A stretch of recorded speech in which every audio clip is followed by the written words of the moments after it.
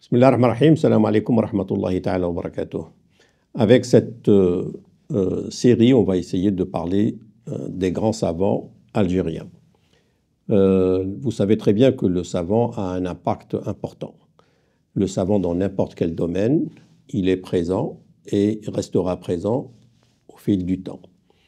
Et les savants dans le domaine religieux islamique ont laissé une trace très importante dans tout le monde musulman, et notamment la région algérienne, qu'on va essayer de développer, de parler de certains savants dans la région algérienne.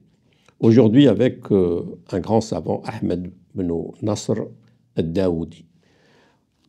Il est né à Biskra, mort à Tlemcen, dans l'ouest algérien, enterré là-bas. Et c'est un savant qui est mort en 402 de l'Hégire, c'est-à-dire en 1012 de notre ère. Ce savant algérien qui va étudier à Biskra et qui va après rejoindre la Tunisie, Qayrawan, qui va étudier, compléter son enseignement là-bas et qui devient plus tard un des professeurs de l'université tunisienne. Vous savez que dans le texte musulman, on a le Coran et la Sunna, la parole du prophète sallallahu alayhi wa sallam. La parole du prophète sallallahu alayhi wa sallam a été écrite à l'époque du compagnon. Les compagnons avaient des écrits sur ce domaine, le domaine de la Sunna du prophète sallallahu alayhi wa sallam.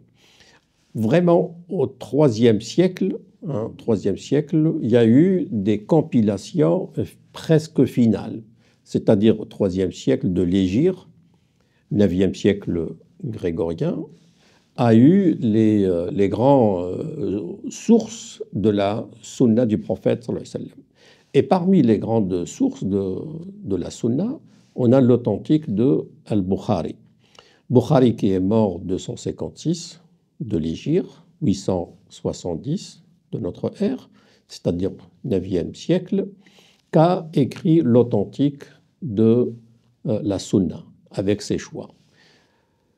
Le premier qui va commenter cet ouvrage, l'authentique de Bukhari, c'est ce savant Ahmed Ben Nasr al-Daoudi al-Tlemceni. Le premier qui va le commenter, et il va également être la première référence pour mieux comprendre l'authentique de Al-Bukhari. Vous avez par exemple aujourd'hui le livre de référence, c'est Fathul Bari d'Ibn Hajar. Ibn Hajar, aujourd'hui, son livre qui fait référence, il a eu comme le support de Daoudi, et l'a cité dans son livre, Fathul Bari, plus que 400 fois. C'est-à-dire que le livre de Daoudi, l'Algérien, était une référence première. Également, Daoudi, rahimahullah, il a comme le deuxième qui va commenter le Muwatta de l'imam Malik, la référence des Malikites, ce livre, Muwatta, qui va le commenter également. Également, le Daoudi va écrire un livre qui est publié aujourd'hui, c'est le seul pratiquement qu'on le trouve, Kitab al-Amwal, c'est sur l'économie musulmane. Également, Daoudi va écrire sur le droit malikite. Il va également écrire un livre sur le dogme islamique. Daoudi, il va s'installer plus tard en Tunisie, Qayrawan, et qui va être qualifié de Tunisien, le Qayrawani. On va le qualifier plus tard de Qayrawani. Ça veut dire qu'il va prendre, disons aujourd'hui, la nationalité tunisienne et qui va être accepté et ne voit aucun inconvénient d'être tunisien. C'est-à-dire le problème qu'on a jusqu'à présent aujourd'hui, c'est le fait de se sentir citoyen, peut-être français.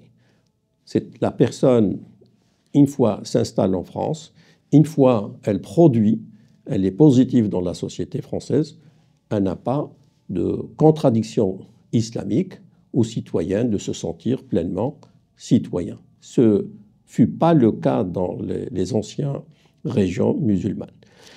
Parmi, on va finir avec ça, Daoudi, donc il est mort 402 de l'Hégire, 1012 de notre ère, et quand il commente le Bukhari, quand il vient commenter le hadith sur la question du ramadan et comment établir le ramadan, est-ce que par la vision oculaire ou est-ce que par le calcul astronomique, Daoudi va choisir le calcul astronomique, alors que son époque, le calcul n'était pas très avancé, mais il va le choisir, il va l'adopter et dire c'est possible d'avoir recours à la science pour établir le mois du ramadan.